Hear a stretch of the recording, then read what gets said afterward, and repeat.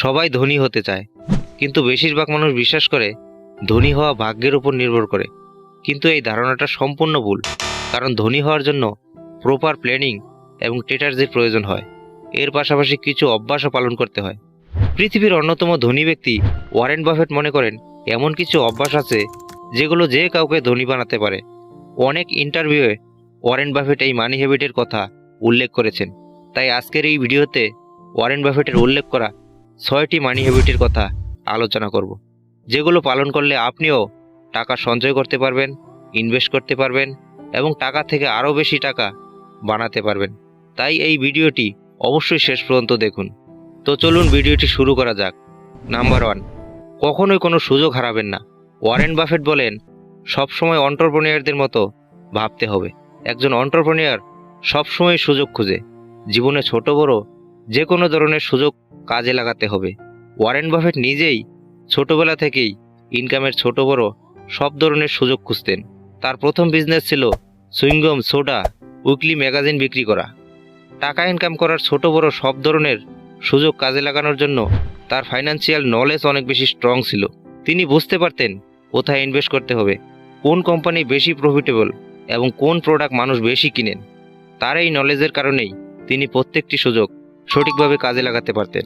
তাই আপনিও টাকা ইনকাম করার জন্য ছোট বড় সকল ধরনের সুযোগ খুঁজুন এবং সুযোগকে কাজে লাগান। নাম্বার 2, নতুন কিছু জানা এবং নতুন কিছু শেখা কখনোই বন্ধ করবেন না। আপনি হয়তো জানেন ওয়ারেন বাফেটের এত সম্পত্তির প্রধান উৎস শেয়ার মার্কেট ইনভেস্টমেন্ট। তাই তিনি সবসময় মার্কেট ইনভেস্টমেন্ট এবং বিভিন্ন কোম্পানি সম্পর্কে জানার চেষ্টা করতেন। তাই আপনিও যদি সেভিং ইনভেস্টমেন্ট বা অন্য কোনো ফিল্ডে সফল হতে চান, তাহলে সেই ফিল্ড সম্পর্কে স্টাডি করে নতুন নতুন ইনফরমেশন জানুন এবং সেই বিষয়ে নিজের নলেজ স্ট্রং করুন এবং নতুন নতুন স্কিল শিখুন।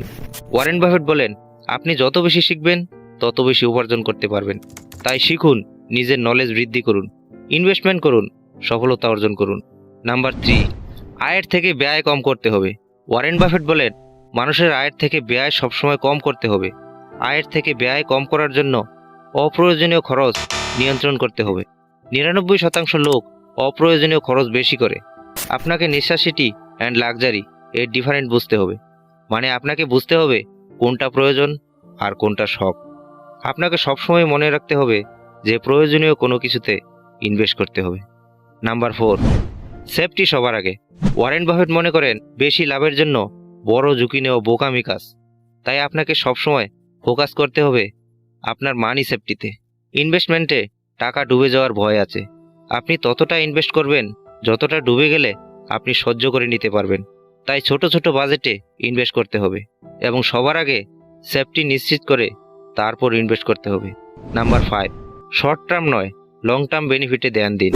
ওয়ারেন বাফেটের সফলতার অন্যতম রহস্য হলো তিনি সবসময় জেনে বুঝে কোয়ালিটিপূর্ণ স্টক কিনেন এবং সেটাকে লং টাইম পর্যন্ত ধরে রাখেন। ওয়ারেন বাফেট মনে করেন লং টার্ম ইনভেস্টমেন্টে বেশি লাভজনক। তাই আপনি যখন কোনো কিছুতে ইনভেস্ট করবেন তখন তার লং টার্ম বেনিফিটের কথা মাথায় রাখবেন। নাম্বার 6, যতক্ষণ ভরসা পাবেন না ততক্ষণ ইনভেস্ট করবেন না। ইনভেস্টমেন্টের ব্যাপারে ওয়ারেন বাফেট বলেন, মার্কেট এবং অন্য যে কোনো ক্ষেত্রে ততক্ষণ পর্যন্ত ইনভেস্ট করা উচিত নয় যতক্ষণ না সেটা সম্পর্কে স্যাটিসফাই হওয়া যায় বা ভরসা করা যায়। আপনিও যদি কোনো কিছুতে ইনভেস্ট করার প্ল্যানিং করেন বা ভবিষ্যতে করবেন এমনটা ভেবে রাখেন, তাহলে সবার আগে সেটা সম্পর্কে ভালো করে জানুন, বুঝুন। যদি সেটা ভরসাযোগ্য মনে হয় তবেই শুরু করুন, আর যদি সেটা ভরসাযোগ্য না মনে হয় তাহলে সেটা ছেড়ে দিন। কোনো ইনভেস্টমেন্ট সম্পর্কে মনে একটুও কনফিউশন থাকলে তাহলে না জেনে বুঝে কারো কথা শুনে ইনভেস্ট করবেন না।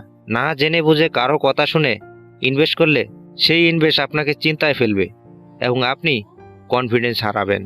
তাই অপেক্ষা করুন, জানুন, বুঝুন, তারপর ইনভেস্ট করবেন। তো এই ছিল ওয়ারেন বাফেটের বলা 6টি অভ্যাস।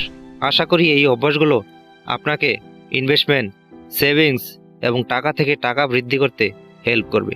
সো ভিডিওটি লাইক করুন এবং আপনি যদি এমনই রিচ মাইন্ডের ভিডিও আরও পেতে চান তাহলে চ্যানেলটি সাবস্ক্রাইব করুন। ধন্যবাদ।